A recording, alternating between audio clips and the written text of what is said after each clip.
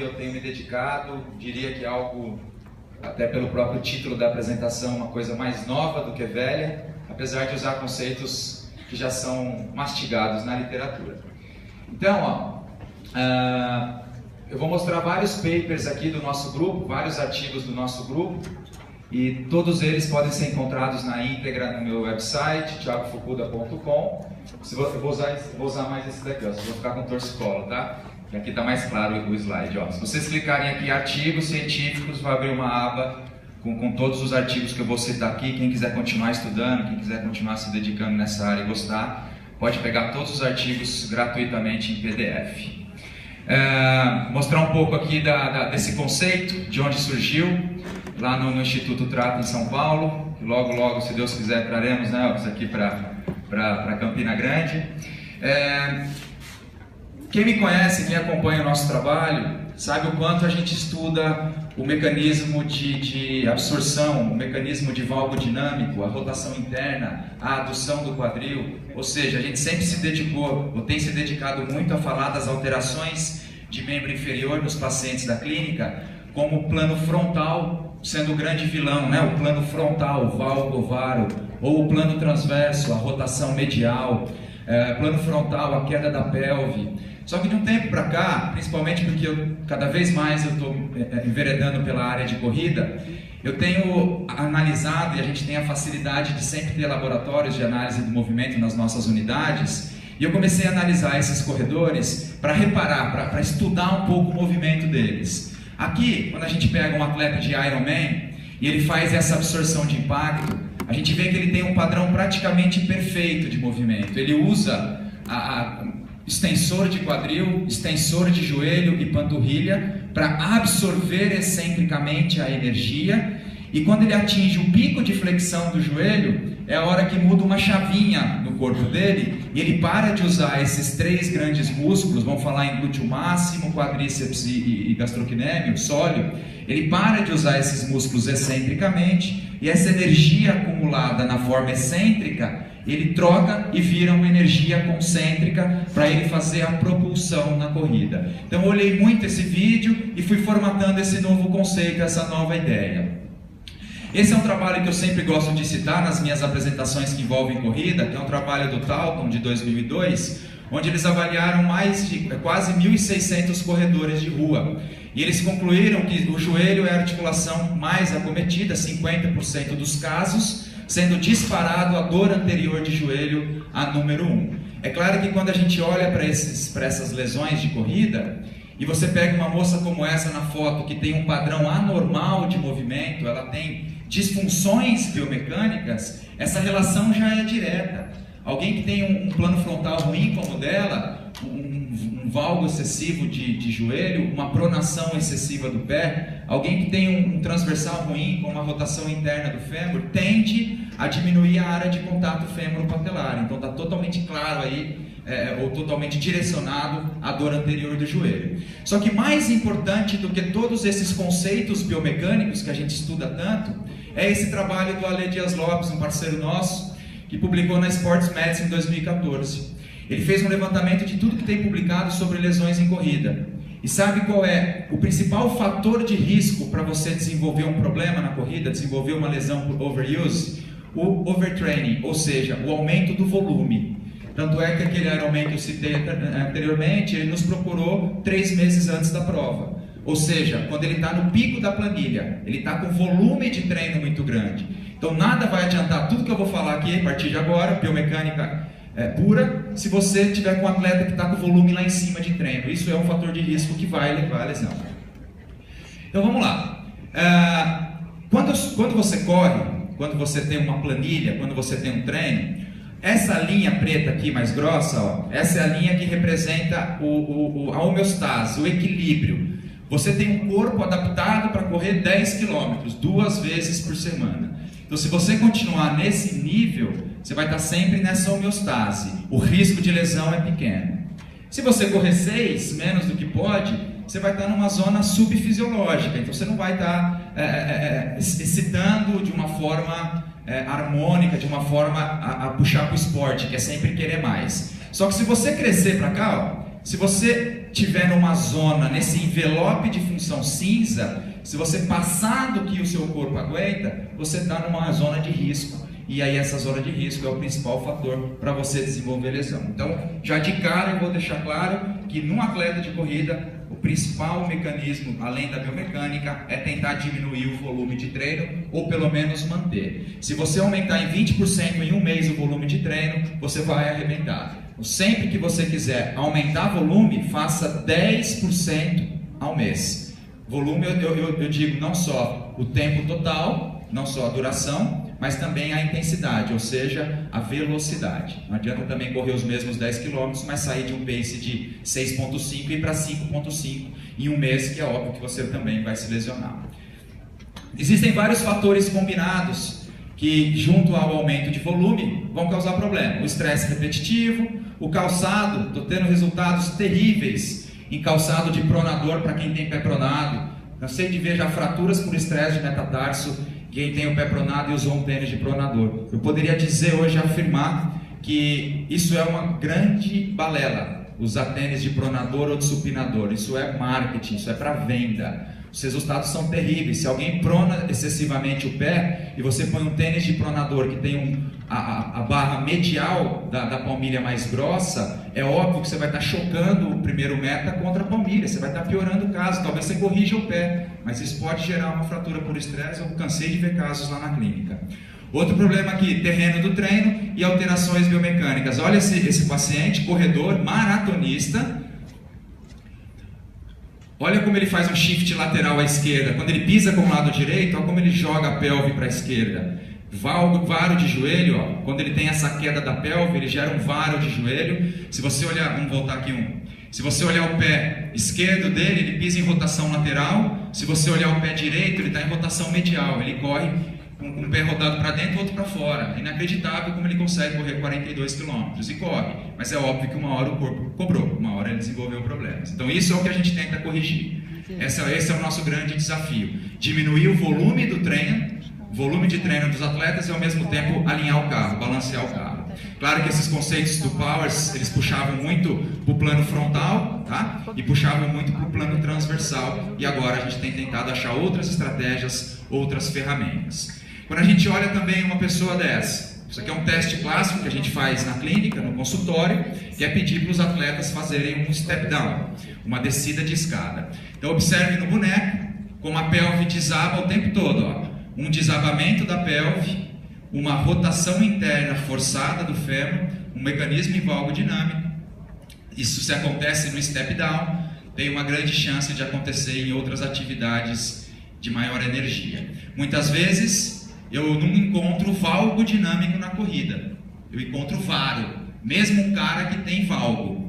Só que quando eu encontro varo dinâmico é porque normalmente existiu uma queda contralateral da pelve primeiro. Se a pelve do cara cai antes do joelho entrar em valgo, a tendência do joelho é ir para varo. E aí quem vai nortear o que vai acontecer vai ser a inclinação compensatória de tronco.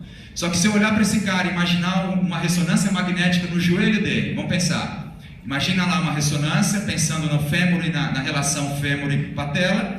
Se ele tem aquela adução e a rotação interna do fêmur, ele vai ter essa incongruência entre a tróclea femoral e a patela. E toda vez que ele corre, que ele agacha, que ele desce uma escada, se ele tem essa rotação do fêmur, a área de contato entre os dois fica pequena. Pressão é igual a força sobre a área. É óbvio que a cartilagem aqui vai sofrer mais do que uma pessoa que não tem esses desalinhamentos biomecânicos. Só que, de novo, eu voltei a falar de plano frontal e plano transversal. Cadê o principal argumento da minha aula, que é o complexo propulsor? Vamos chegar agora. Existem 3 formas descritas de você mudar o padrão de corrida de um atleta. A primeira delas é a teoria da Erin Davis, uma americana, que ela estimula todos os pacientes dela a correrem descalços, ou pelo menos correr com antepé. Quando você pisa com o antepé, você tira a demanda do joelho, você protege o joelho, isso é verdade. O problema é que você tira a carga do joelho e joga para o tornozelo, então tem que ver custo-benefício. Mas é aceita essa teoria dela e muito estudada. A segunda é a do Brian Heidersch, que é um americano que estará com a gente semana que vem no evento aqui no Brasil. Ele mostra que o ideal quando você tem um atleta lesionado é você diminuir o tamanho do passo, dar passos mais curtos, aumentar a cadência, porque isso também diminui a carga no joelho. E tem a estratégia do Powers de 2014 e 15, onde ele estimula os atletas a correrem com uma leve inclinação anterior de tronco.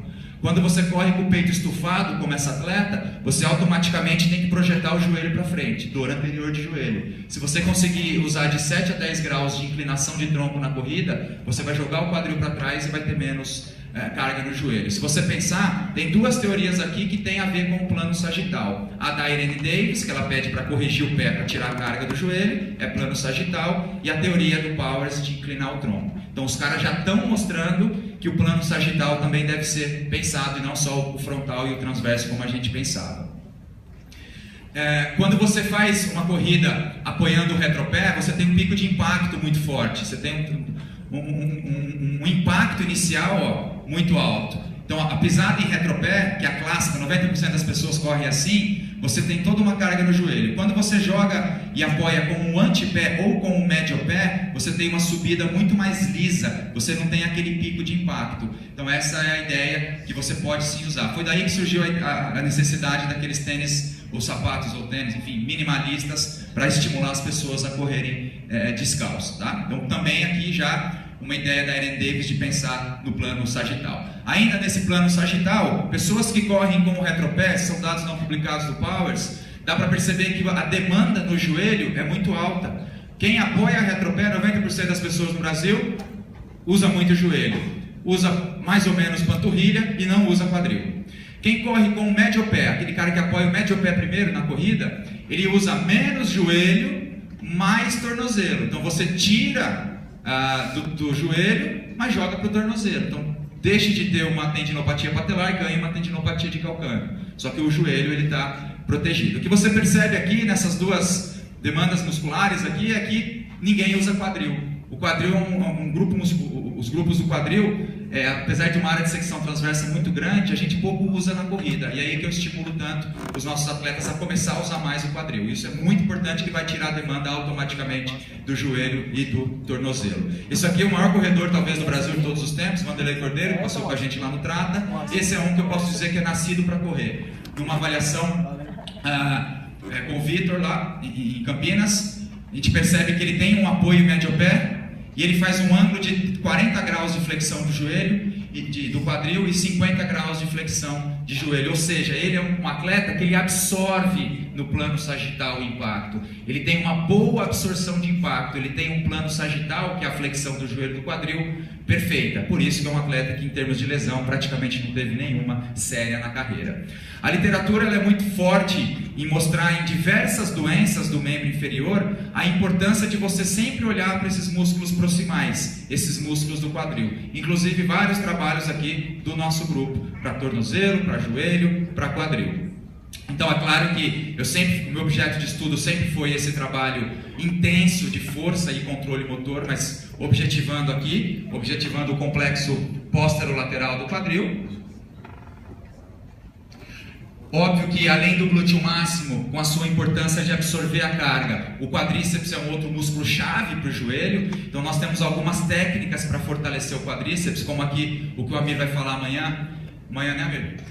O Amir vai falar amanhã sobre a isquemia. A gente usa esse manguito de pressão. Ele vai falar para tentar trabalhar quadríceps sem gerar sobrecarga no joelho. Esse é o principal conceito que eu estou trazendo aqui. Como vocês viram que eu tenho uma ação integrada de glúteo máximo, quadríceps e panturrilha, são os 3 grupos musculares que vão absorver o impacto e os 3 que vão fazer a propulsão. Então eu não posso ter no atleta o quadríceps muito forte, o glúteo máximo e a panturrilha fraca. Eu não posso num atleta ter panturrilha muito forte, quadríceps e quadril muito fraco. Eu tenho que ter um sinergismo entre esses 3 grupos do complexo propulsor. Esses 3 grupos que controlam o plano sagital. Então aqui o trabalho que a gente faz, tanto com a isquemia, como um trabalho em cadeia aberta. Aqui na angulação de proteção de quadríceps, fazendo eletroestimulação de glúteo, eletroestimulação de quadríceps, em alguns casos até para eletroestimular a panturrilha. Sempre trabalhando de 90 a 45 para evitar os últimos graus,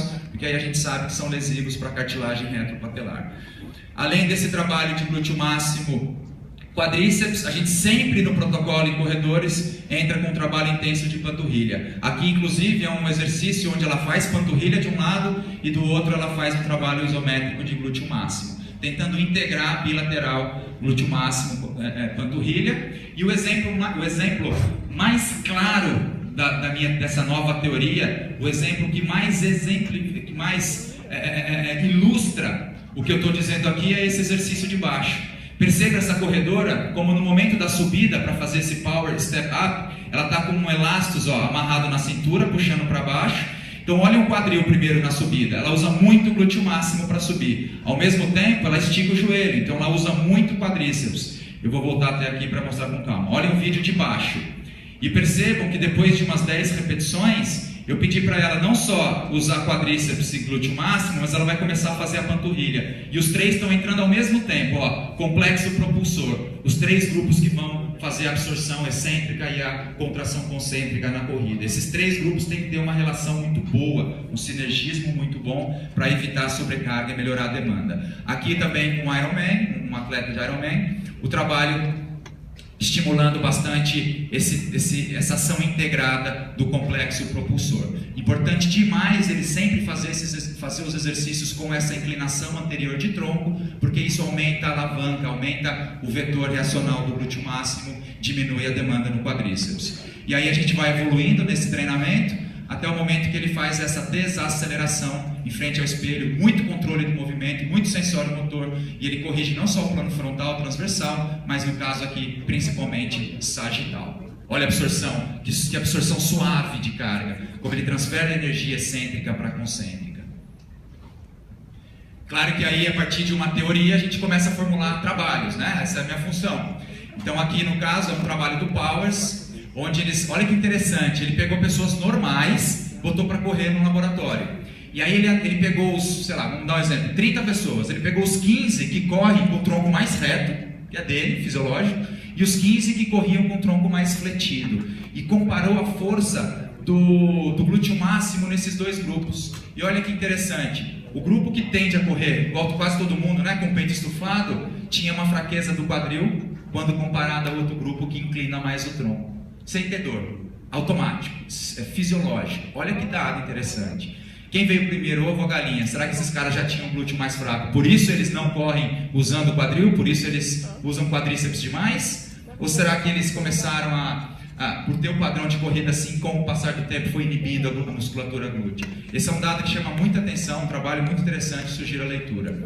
Esse é um outro trabalho publicado pelo Amir Curso, que está aqui comigo, que vai apresentar daqui a pouco, um trabalho publicado em 2015, onde ele mostrou claramente na JOSPT que quando a pessoa faz a desaceleração excêntrica e faz a propulsão depois, mecanismo propulsor, existe uma tendência das pessoas que têm dor no joelho a inclinar mais o tronco para frente, no plano sagital. É como se ele quisesse inclinar o tronco para tirar a carga do joelho, porque dói. Então também deixa muito claro nesse estudo o quanto você tem que pensar nesse plano sagital. Nós temos aí uma vida toda aí de publicações nessa área, de dedicação a essa área de prevenir lesões de membro inferior. Temos vários trabalhos, alguns premiados, e agora o objetivo é validar essa teoria, e cada vez mais a gente consegue achar trabalhos que estão nessa mesma linha de raciocínio.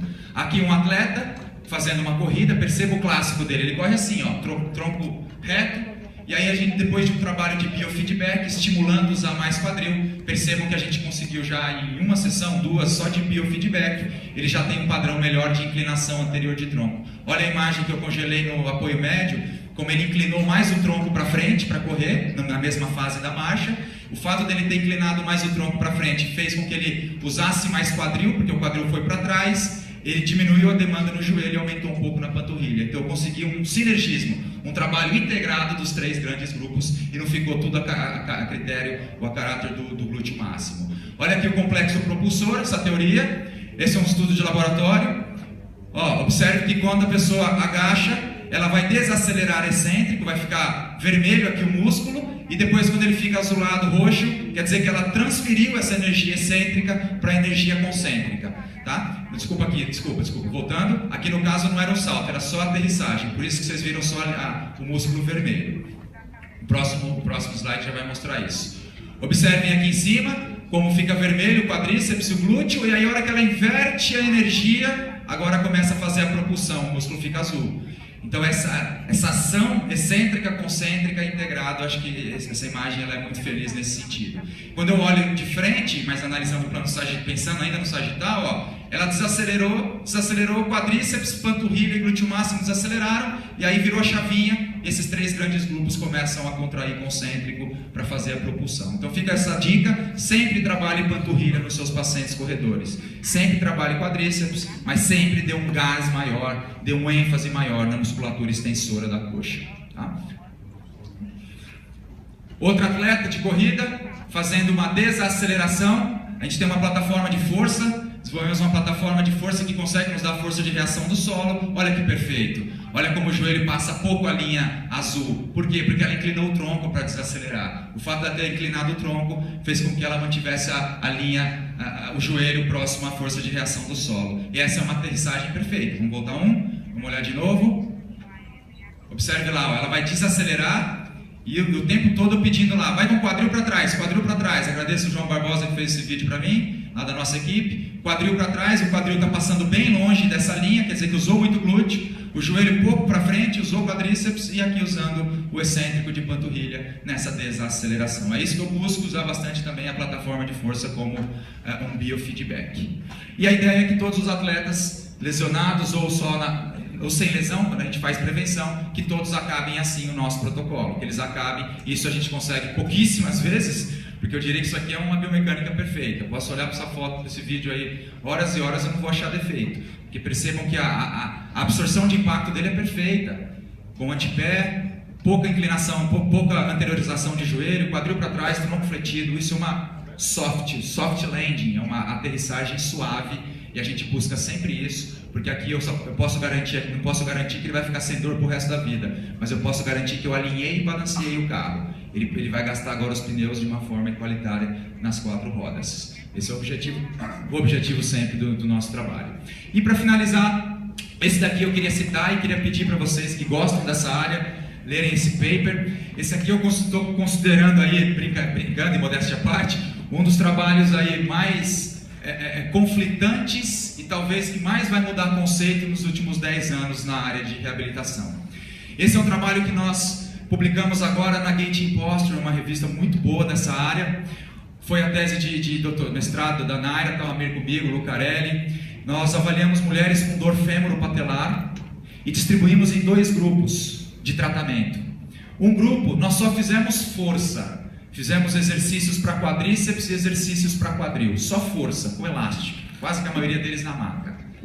E o outro grupo, nós fizemos os mesmos exercícios de força, mas acrescentamos exercícios sensório-motor, exercícios de controle de movimento. Então um grupo chamava força e o outro grupo chamava força mais controle motor. O que eu esperava encontrar nesse ensaio clínico randomizado? Que lá na frente, o grupo que envolveu força e sensório motor fosse disparado melhor. Porque todo mundo sempre fala, pô, Fukuda, mas para você tudo é força, você só pode fazer exercício de força. Eu sempre falei, não, eu faço talvez até mais controle motor do que força. Então aí desenvolvemos esse ensaio clínico. Resultado, não houve diferença entre os grupos.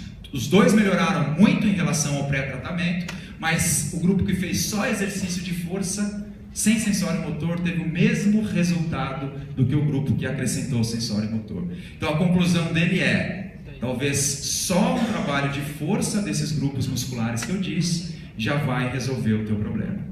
Tá? Bombástico esse resultado, porque contrariou tudo que a gente sempre pensou em faculdade, que a gente aprende, a importância da propriocepção, a importância do sensório motor, como é que eu fortaleci o cara com elástico sem fazer propriocepção, o cara melhorou exatamente da mesma forma do que o grupo que acrescentou todo o trabalho de sensório motor. É inacreditável o resultado, mas ciência é assim, quando a gente vê os resultados desanima porque faz parte, mas tem que escrever.